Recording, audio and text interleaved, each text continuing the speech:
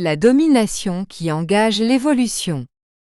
L'être essentiel est libre par nature, puisque libre a été créé par le Père universel, Père de toutes les essences. Chaque être est tellement libre que pour rester libre, le Père lui a donné le gouvernail de son libre arbitre pour se conduire. Le Père, avec son immense sagesse, savait qu'aucun être ne pouvait être heureux, s'il n'avait pas la liberté de décision de se conduire lui-même sur le chemin, et par conséquent, de déterminer sa propre vie, ou de sceller son propre destin, déterminé par son libre arbitre. L'être terrestre veut tout. Et il veut aussi que ce soit comme il le veut, et dans l'immédiateté qu'il veut, avec la vitesse qu'il veut et dans tout ce qu'il veut. Dans ce besoin d'assouvir ses petits désirs, il essaie de les obtenir en dominant. L'être qui veut s'imposer en dominant est un être égoïste, vaniteux, qui n'aime pas voir l'autre progresser pour mieux apparaître, mieux briller, dans l'ombre d'autres êtres. Le dominateur par nature ne mesure pas les efforts, ne mesure pas les conséquences, dominé et subjugué par le désir de dominer, utilisera les moyens les plus brutaux. Il emprisonnera les esprits, emprisonnera les gens, tuera, fera taire les voix qui montraient de nouveaux chemins évolutifs où de nouveaux êtres apparaîtraient, éclipsant ce qui aujourd'hui est apparu comme vrai, et l'éclipserait. Craignant de perdre son propre pouvoir, le dominateur augmenta de plus en plus sa domination et plâtra ou annihila les nouvelles connaissances, opprima les esprits, imposa des peurs. Il a créé la méfiance, brûlé des livres, tué des gens, mais il ne voyait pas qu'il étouffait des corps, mais il ne pourrait jamais étouffer les essences, l'être essentiel libre que le grand-père a créé. Et avec cette domination, des calamités ont suivi.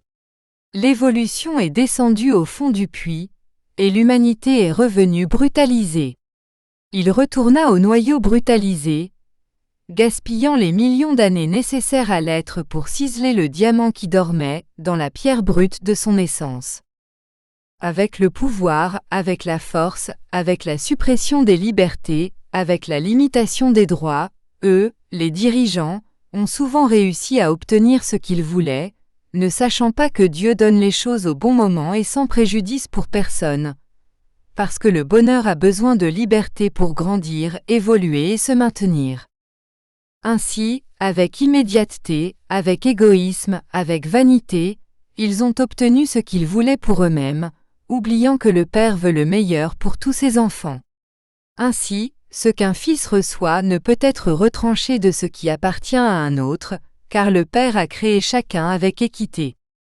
Après les victoires apparentes obtenues par le dominateur, ces victoires ne lui ont pas laissé le bonheur qu'il recherchait, elles ne lui ont pas laissé la paix du cœur dont il avait besoin, l'harmonie qui l'équilibrait, et insatisfait, il est entré dans une profonde dépression, car il ne pouvait pas maîtriser les essences.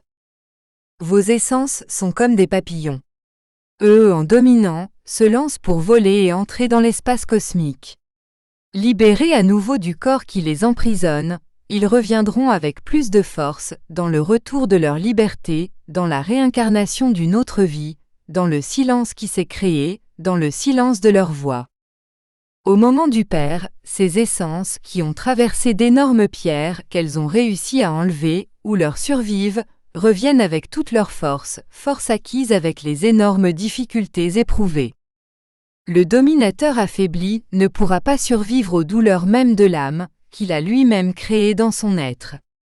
Douleur d'insatisfaction, douleur de culpabilité, peur, faible estime de soi, et dans sa propre prison, il est devenu plâtré et immobilisé.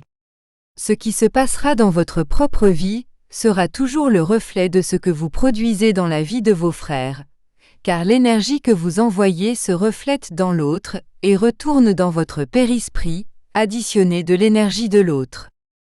L'être qui veut dominer l'autre sera le pire dominateur de lui-même. L'être qui veut bloquer le chemin de l'autre bloquera son propre chemin. L'être qui veut emprisonner le chemin de l'autre, emprisonné restera dans son propre chemin. Ne laissez jamais la dominance grandir en vous, car vous créerez vos propres chaînes pour évoluer, et vous serez paralysé dans le temps, car vous irez à l'encontre de la liberté que le Père a donnée à tous les êtres, et de cette façon vous serez la cause du malheur même, que tu as créé en créant le malheur de l'autre, voulant emprisonner le papillon de ton être essentiel. Bénédiction et lumière à tous. Conscience cosmique. Livre 2, La compréhension. Chapitre 20. La domination qui engage l'évolution.